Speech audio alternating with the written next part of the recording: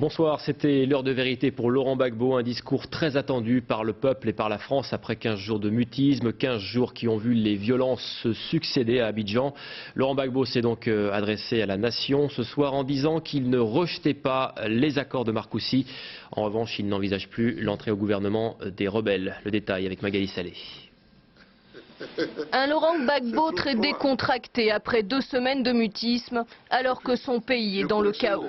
Le président ivoirien a beau plaisanter, il est pourtant au pied du mur. D'un côté, sommé par la France et les rebelles du Nord d'appliquer les accords de Paris, et de l'autre, sommé par ses partisans d'exclure tout rebelle du futur gouvernement.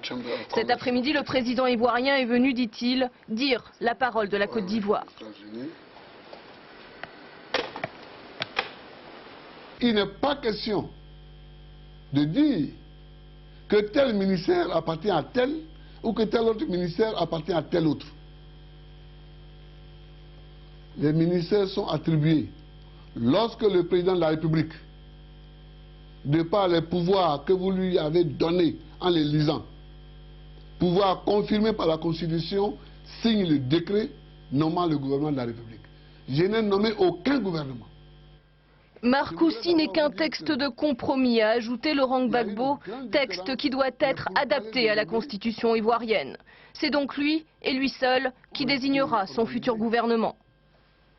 J'entends conserver toutes les prérogatives que la Constitution met à ma disposition.